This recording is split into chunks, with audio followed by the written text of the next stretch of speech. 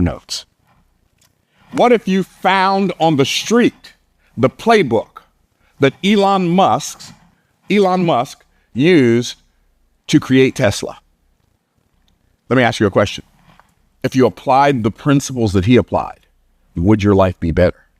Because in this video, I'm going to show you 3 pages out of Elon Musk's $274 billion net worth playbook. Are you ready?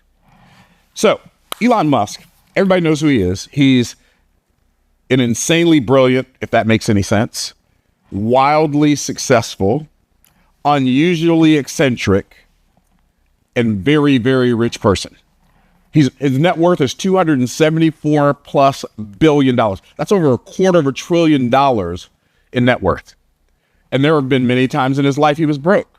So he knows what, if you're struggling financially right now, Elon Musk knows what it's like to be struggling. I saw a video of him on YouTube where he said, when me and my brother first started our business, we wanted to save money, so we didn't even rent an apartment. We just rented a small office building and we slept on the couch. And I worked every waking moment, and the website was up during the day, but I coded at night. He said, that's what we did when we started our company. But the business that I want to bring to your attention, the playbook that I want to bring to your attention is the Tesla playbook. Because the Tesla playbook,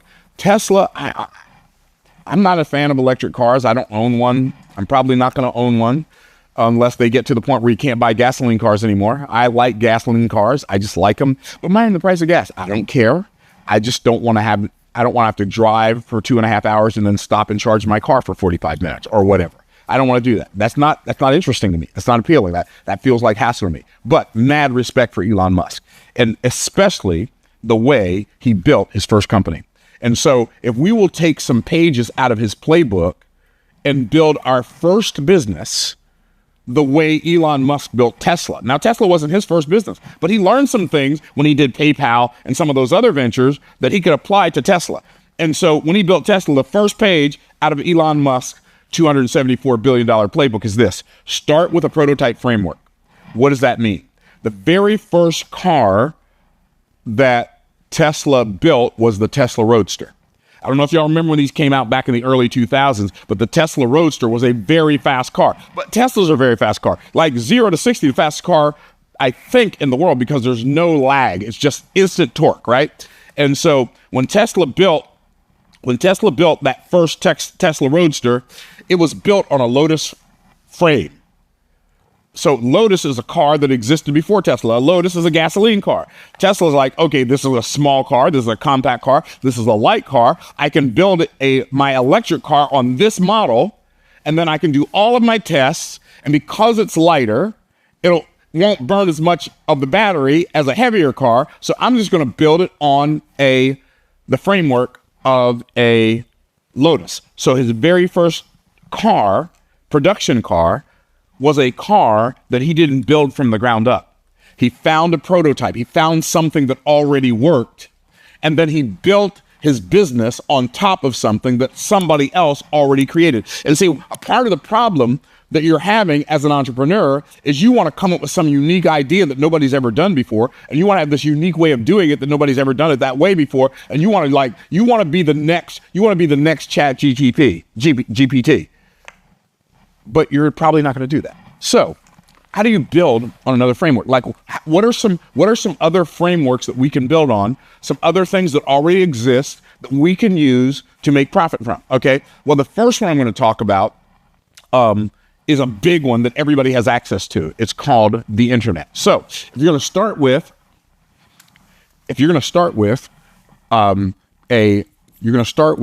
a prototype framework. I'm just going to call it a PT. You're going to start with a prototype framework.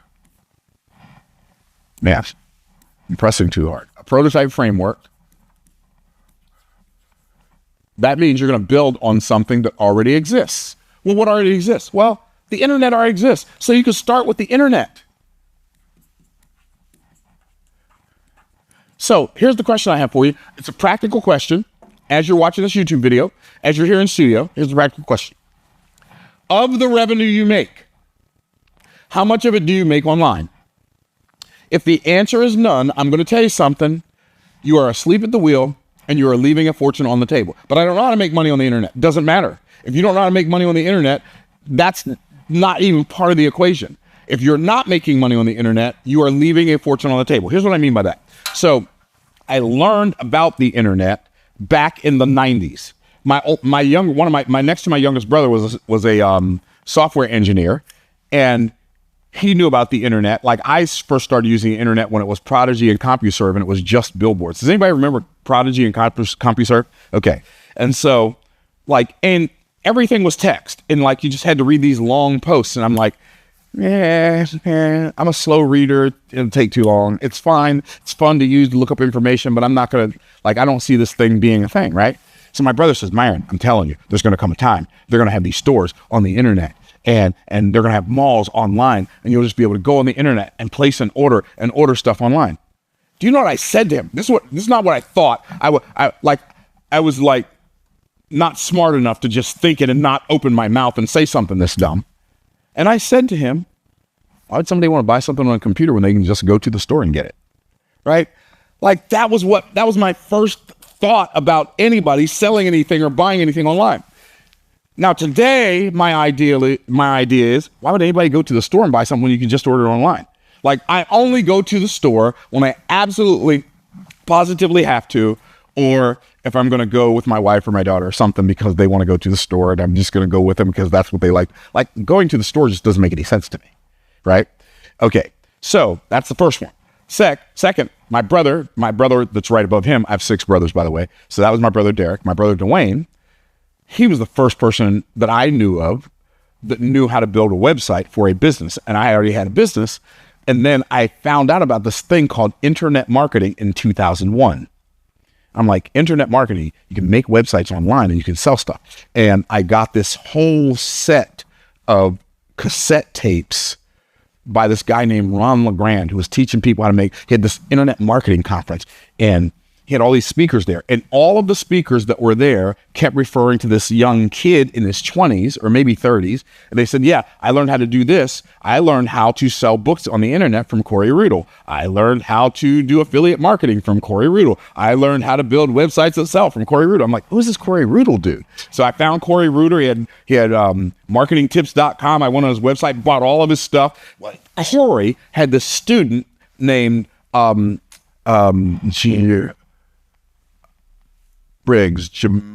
Briggs, not Jamal Briggs. Anyway, I know him. He's a friend of mine. I can't, Jermaine Briggs.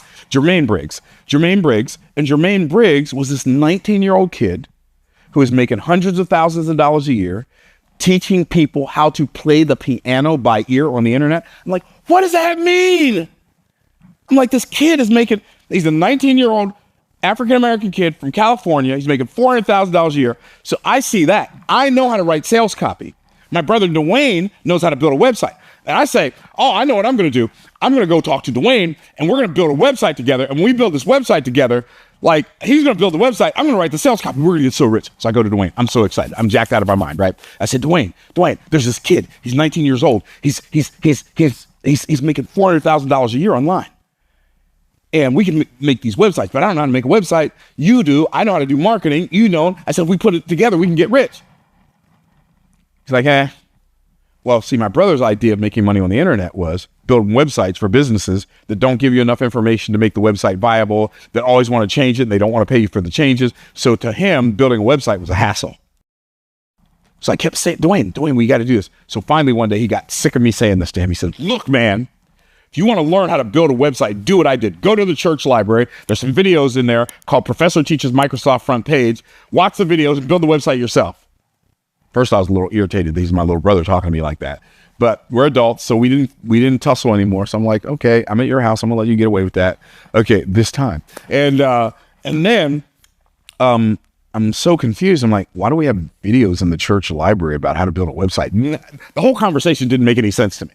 But next day I went to the church, got the videos, watched them, built a website, and I launched it. I decided it took me a month to build this website. 2 weeks of that month, it took for me to figure out how to collect payment. Like, I knew nothing.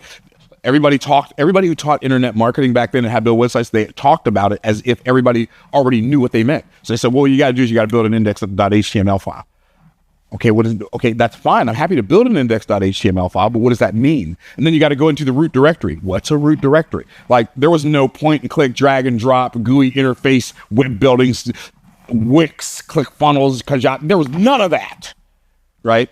You had to go like Microsoft front page, go in, figure it out. Okay, so I did that, launched my first website. This was my goal. If I can make $400 my first month, I'm going to be okay. If I make $700, I am going to be the king of internet marketing now. So I launched my first website June 1st, 2005. A month goes by. I didn't make $400. Didn't make $700. I made $6,700 my first month on the internet. I'm like, what? I was so confused. Now, I was even more confused because this guy named Jeff had me speak on his conference call. And on his conference call, he had this, like, he'd let me make an offer and he didn't even want any money. So I made an offer on his conference call. 5,700 of the 6,700 came in one day from that conference call. So I thought it was a fluke. Well, it's a fluke. If it weren't for me getting on this conference call, I wouldn't have made $6,700, but I would have made more than 700. So I'm like, okay, what was my biggest takeaway? What do y'all think was my biggest takeaway from that experience, my first month? No, my biggest takeaway is not I need to make a lot of money. My biggest takeaway is I got to start a conference call. Right? And so I started my own conference call called The Hour to Empower. I did it every Monday night at 9 p.m. like clockwork for years. And so I thought it was a fluke. The first month I made $6,700. The next month I made $5,500. The next month I made $6,100. That was June, July, August. By December that year, I had my first $10,000 month. I decided I'm going to have a Christmas sale. I was so shocked. People bought stuff from me on Christmas Day. I'm like,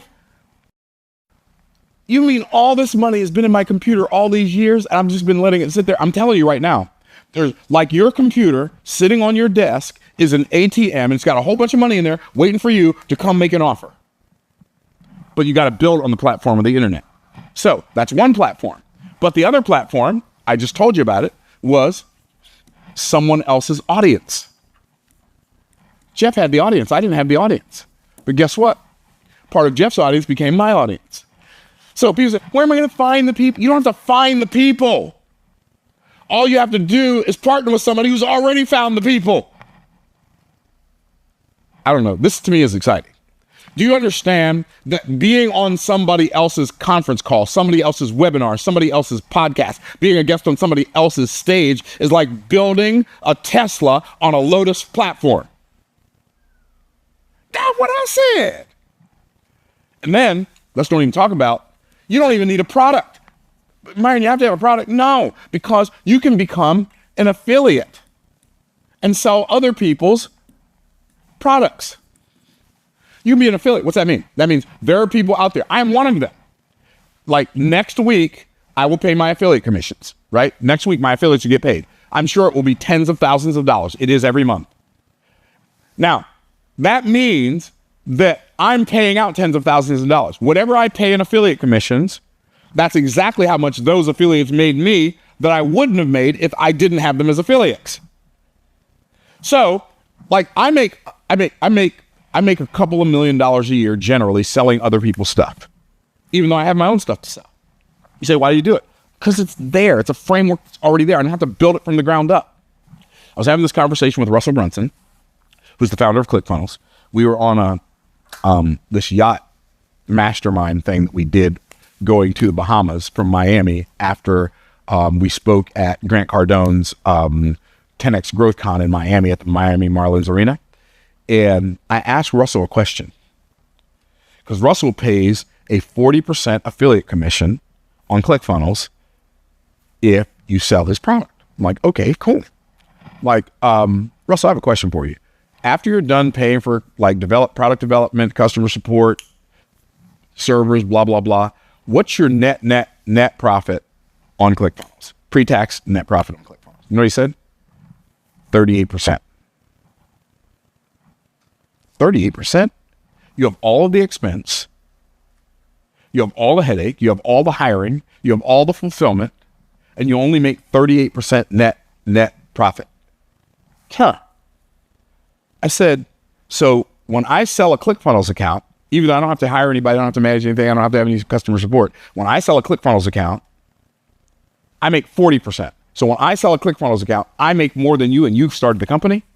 Like if you're not an affiliate building on somebody else's platform, they've already built the product, they've already done the proof of concept. If you're not an affiliate, you are leaving a fortune on the table.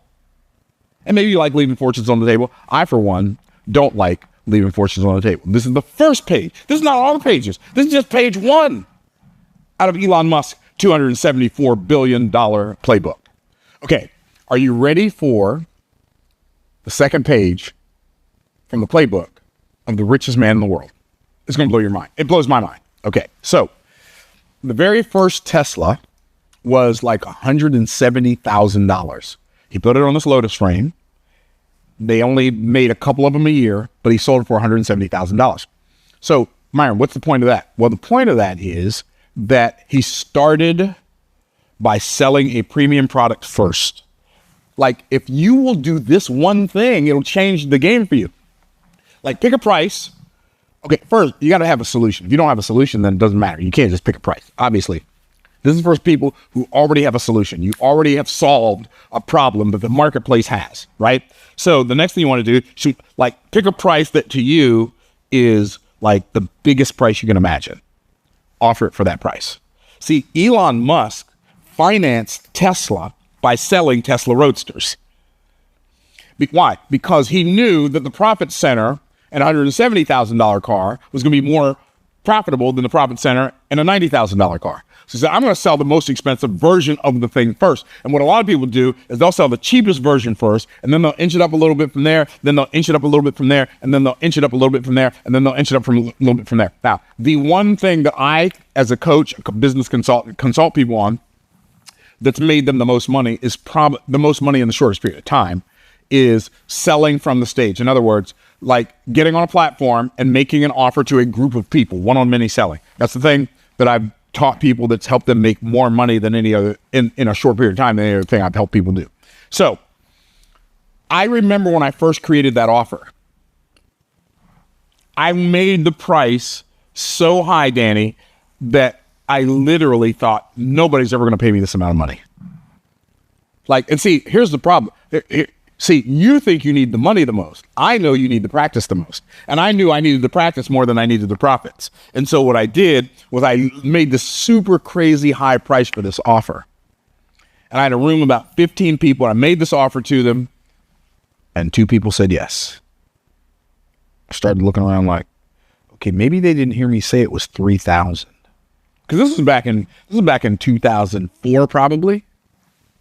Maybe they didn't hear me say 3,000. So I said, okay, cool. 2 people bought it. They were happy with it. I'm like, okay, the price was too low. So next time, man, I raised that price. Nobody's going to pay me this. 4,000. Made that offer. Had about 50 people in the room. 7 people bought it. Wait, what? If you have a real solution, not a fake solution, not a promise with no substance. If you have a real solution that really helps people, not just that you're parakeeting something you think you heard me say, or something you think you heard Tony Robbins say, or something you think you heard Russell Brunson say, or something you think you heard some other, quote, guru say, but you actually have a real solution that you've worked out and you know it works and you've helped other people, don't inch up to the price, just like launch with it. I sold that product for over a decade and a half. Almost 2 decades, actually. Over a decade and a half, not quite 2 decades, before I stopped selling it. I stopped selling it in 2018. When I stopped selling it, I was selling it for $35,000 and people were still buying it. What if I had started with $35,000? Well, if I didn't think they'd buy it at 3, I knew they wouldn't buy it at $35,000, right? And so I remember a conversation I was having with some friends of mine. They're not clients. They were friends. We were peers. And I had them speaking at one of my events here in Tampa many, many years ago. I think probably 2014. And I said, hey guys, I said, how many of your $50,000 offer are you selling? How many of those are y'all selling a month? They said, we're not selling any. I said, oh, okay, cool. I said, would you like to know why you're not selling any? They said, sure. I said, because you don't have a $50,000 offer to sell. They literally went and created a $50,000 offer, started selling it. Sold like hotcakes. Why? Because it's normal for human beings to equate more pricey with more premium. If something costs more, people think it's worth more. Otherwise, why would it cost more? I mean, in a world of equity, why would it cost more if it's not worth more, right? And so, but when I said that to them, I also said something to myself. I said, okay, you think you're hot. Like after I said that to them, and they said, oh yeah, that makes sense. And they went and created, I said, you think you're hot stuff, but why don't you have $1 million offer? Tony Robbins has $1 million offer. Well, I don't know how to provide like $10 million worth of value. How am I or even $2 million worth of value? How can I have $1 million offer? Well, figure it out. Okay. So I figured it out and literally figured out $1 million offer, started making that offer. It took 7 years before anybody bought it.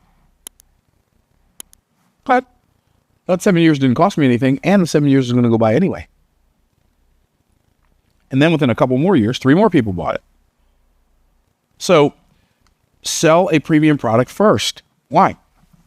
It'll give you the money to get to the rest of your dreams. And then state a powerful, promising future. Now, I personally don't believe that Elon's powerful, promising future is reality because I don't think he can do what his promises, but I do believe he believes he can do it.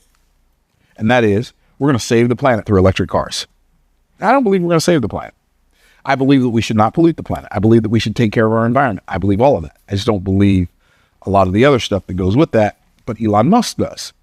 And he believes, see, here's the thing here's the thing I respect about Elon Musk, even though I don't believe that the thing he wants to do is something that's going to be doable, because I believe what the Bible says, and the Bible says that God's going to burn up the old heaven and the old earth, and he's going to make a new one. So, we're not saving the planet, but he believes it. I've got mad respect for somebody who believes what they say they believe enough to do something about what they say they believe. Elon Musk didn't say, you go figure out a way to save the planet. He didn't say, well, you're rich, why don't you use some of your money? And it blows my mind how many people think they have a better idea for what I should do with my money than I have. When I meet entrepreneurs and they say, I started a nonprofit. Cool. How's it doing? Man, it's struggling right now. And they want me to give money to it. How much did you give to your nonprofit? Well, none, I don't have any money. Okay. May I coach you? This is always my answer. May I coach you? Sure. Okay. I'm going to tell you a couple of things. I'm going to give you the problem first, then I'm going to give you the solution. Here's the problem. Rich people are not in the habit of contributing money to causes started by poor people, because if you don't know what to do with your money to make it grow and multiply, how could you possibly know what to do with my money to make it grow and multiply? So that's the problem. The problem is you think that your cause with your charity would be a good use for my money. I disagree. I don't think my money is going to be a good cause. Your charity is a good place for my money. So let me tell you how I fund my nonprofit, because I have a nonprofit. Become rich. Go build a for-profit business, get really, really rich, and then have a fundraising party, dinner, whatever. And then invite all your rich friends. And then make them an offer to give to your charity. Because when they can see, and then you be the first one to contribute. When they see you contributing your money to that charity, now I believe that's a place that's worth me putting my money. But if you haven't put any money in, why should I put any money in? You believe in it enough for me to put my money in, but not enough for you to put your money in. See, I put my money where my mouth is. And I put money into my charity, and I use my charity to support widows and orphans and sometimes ministries that I believe deserve whatever. I have an orphanage that I send money to every month in Liberia, Liberia, West Africa. I have widows that I support. I have ministries that I support from time to time, and people in ministry that I support from time to time. That's what I do with the money that my nonprofit raises. And I don't even have parties and ask people to give to it. I just give to it myself. But if people come to me and say, hey, I want to give you some money for, well, say, here, just make it out to my nonprofit. If I go speak at a church, I won't let them give me the money. I say, make it out to my nonprofit. I'll literally spend money to go speak at a church, and then the money that they give me, I have them make it out to my nonprofit, and I put it in my nonprofit so I can support those widows and orphans. Why? I don't need the money. And I don't think there's necessarily anything wrong with me taking it. I just don't need it. And I'd rather give the money to my nonprofit. So, but state a powerful, promising future. Elon Musk is, hey, we're going to save the planet through electric cars. What's your powerful, promising future that you're promising people that causes them to not just want to buy your product, but to become a part of your movement? Mine is, I believe that, when all is said and done in most people's lives, more is said than done, right? But it shouldn't be that way. Like, why is more said than done? Like, I want to do way more than I talk about. I would like my life to be a more done than said life. And so, I believe the Bible is the ultimate truth. It is the constitution of the universe. I believe that heaven is real, hell is real. People are going to spend eternity somewhere. But I don't want to just go around telling people that. I want to live a life that exemplifies somebody who is yielded to the King, so that even if they don't want to hear what I say, they're willing to listen because they desire what I have. That's what happens when you state a powerful, promising future. So I teach people business. I teach business development, business growth strategies based on biblical principles, because I believe that God has the best ideas, and business is not just a good idea. Business is a God idea. So I hope this video helps you. Take these plays from Elon Musk's three pages from Elon Musk's Tesla playbook,